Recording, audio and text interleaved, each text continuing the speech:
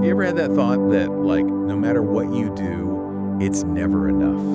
Like, you're constantly striving, always trying to prove yourself, maybe to be worthy of love. Yeah. Well, that's kind of what we're diving into today, right? Right. We're going to explore this concept of perfect love from 1 John 4:1-8-19. Okay. And it suggests that, maybe it's not about our love for God, but more about God's love for us. Interesting. So the source material that we're looking at today dives into these two types of Christians. Okay. And I'm just curious which one kind of resonates more with you. Okay. So are you someone who's like focused on proving your love for God? Or are you more like comfortable resting in that idea of God's love for you? I think that's a really good place to start because, like you said, the source material really highlights that tension between like striving versus resting, Right. Proving yourself worthy Yeah. versus accepting love. Right. And it uses these great biblical figures to illustrate it. Like Peter, Peter, despite all of his like bold declarations of I'll never leave you, ends up denying Jesus. Right. And then we have Martha, Yeah. bless her heart. Always busy. She's so busy serving, and she's so like focused on all the tasks Yeah. that she misses that opportunity to simply be present with Jesus. Like Mary, who chose to just like sit at his feet. That's so interesting. And, I find myself like in Martha mode so often, I think we all do. just running around trying to get everything perfect. Yeah. But, the source really argues that striving, that's what's making us miss the point of receiving God's love. Exactly. It's like we're so caught up in trying to earn it Yeah. that we forget that it's already given. Right. And the source uses this phrase, unconscious rest. Can you help me out here? What does that even mean? It's such a powerful image, isn't it? Yeah. Like unconscious rest, it describes that state of being so secure, so at peace in God's love that you're not even thinking about it. Think about when you're with someone who loves you unconditionally, no matter what. Yeah. You can just be yourself, flaws and all. Yeah, totally. And that's kind of the essence of resting in God's love. It's not about what we do, but about who God is and how deeply he loves us. That's beautiful, but I gotta be honest, it's a little hard to wrap my head around. Yeah. Like, I'm so used to that idea of earning love and proving my worth. I think that's a struggle for a lot of us, Oh. especially today, Wow. We're constantly being told to hustle, to achieve, to prove ourselves. Totally. But the source, what's so cool about the source is it says all this striving is actually distracting us Distracting us from what? from the divine life that's already within us. Oh, interesting. It's not something that we earn, it's a gift. Okay.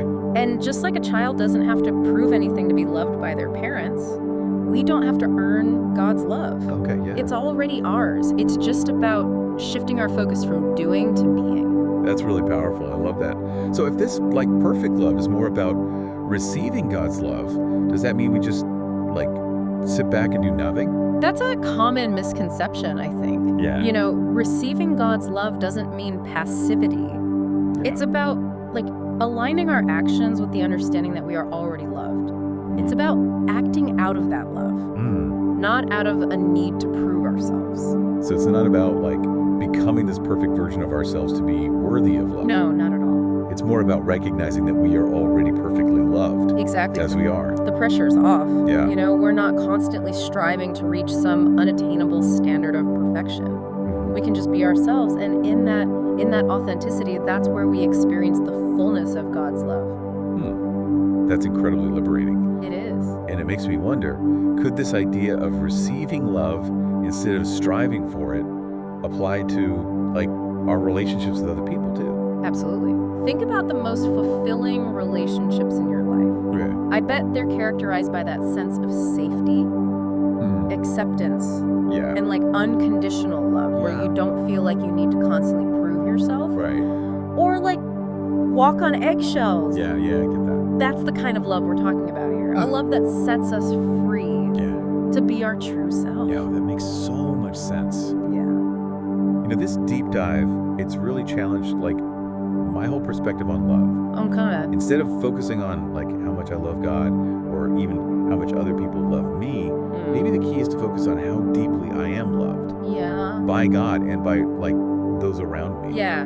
That's a beautiful takeaway. Yeah. And it leads to a really important question. Okay. What would change in your life if you fully embraced this idea of being perfectly loved? How would your relationships, your sense of self-worth, your overall outlook, how would it be transformed? That's a really, really good question. It is, yeah. I think I need to sit with that one for a while. Me too. Well, thanks for joining us on this deep dive. We hope that it's given you some food for thought Yeah. and maybe even inspired you to explore this idea of perfect love in your own life. Yeah. Thanks for listening. We'll see you next time. Bye.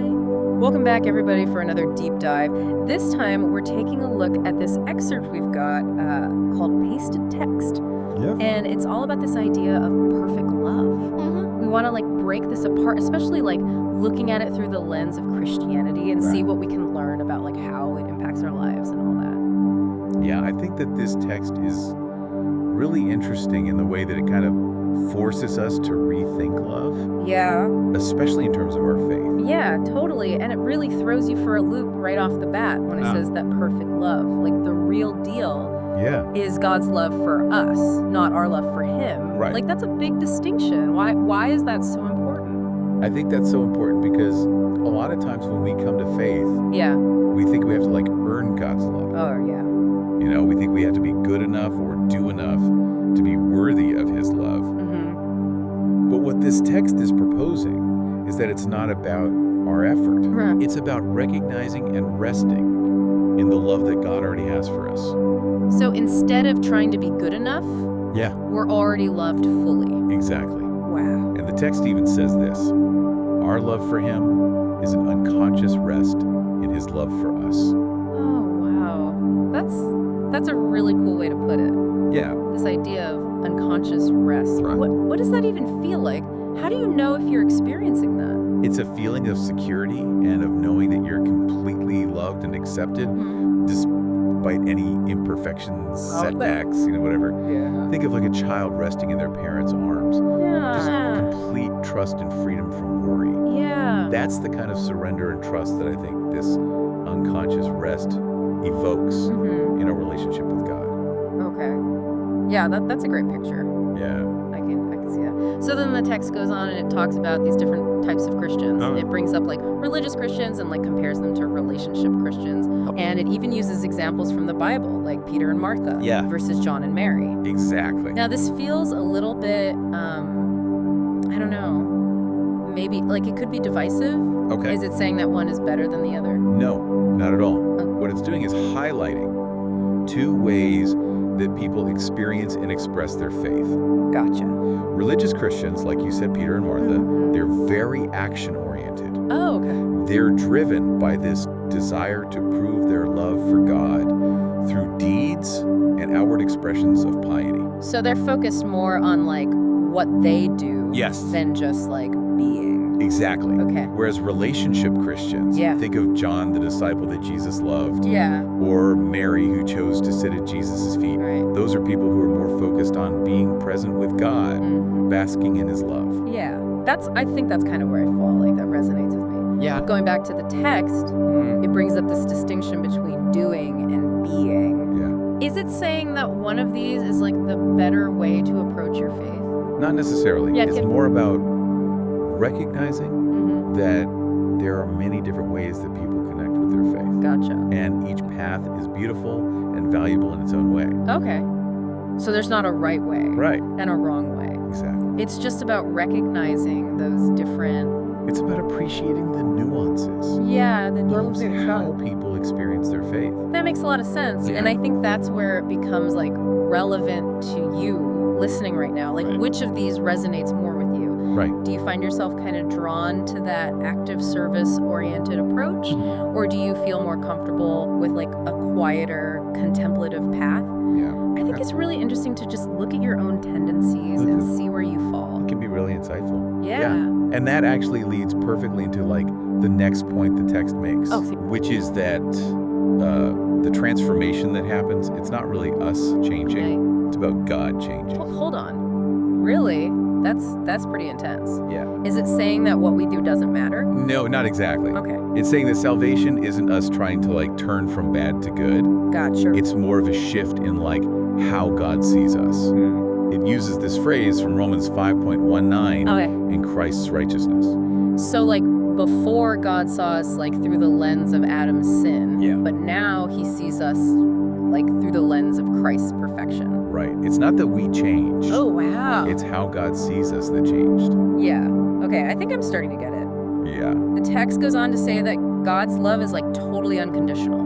Like, he doesn't expect anything from us. He just gives it all. Exactly. This is, like, so different from that idea that we have to earn God's love Right. by being good. Yeah. And it completely changes how we think about things like prayer and obedience. Oh, Even just our relationship with God. yeah. We're not trying to earn his favor anymore. Right. We're responding to the love he's already given us. This is, like, really comforting and kind of scary at the same time. Yeah. It's a lot to take in. The text also brings up Colossians 2.14, Okay. where it talks about the law being nailed to the cross.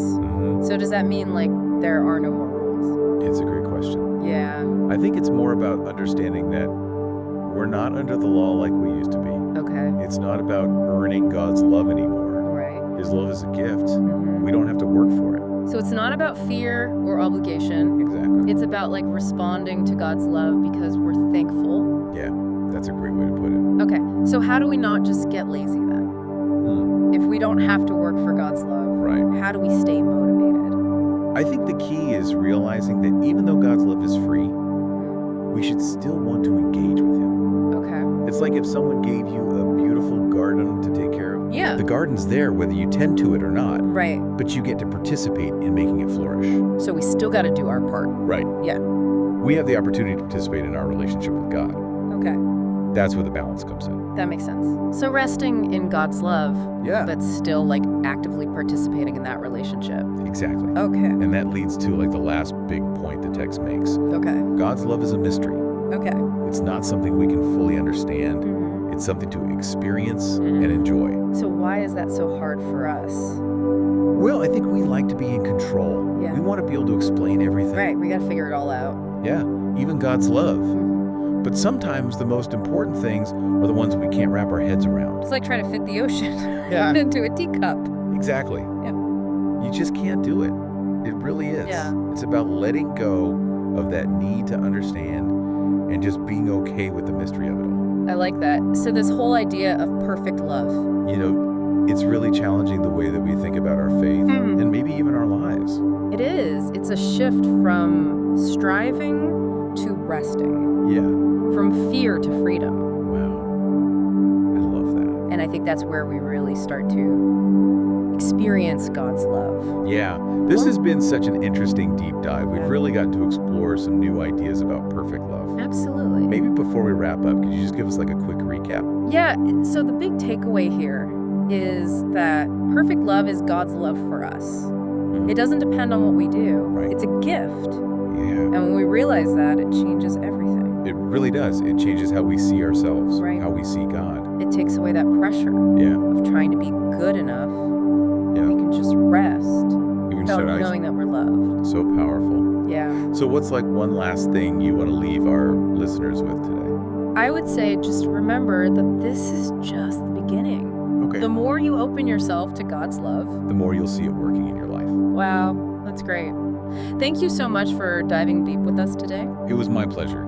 For all of you listening, remember, if God's love is really this amazing, how does that change the way you see yourself, your struggles, Yeah. even your relationship with God? That's the question. Maybe go back and look at those passages we mentioned, That's a great idea. like Romans 5, Mhm. Colossians 2, Mhm. 1 John 4, and see what you discover. Awesome. Until next time, keep on seeking, keep on diving deep.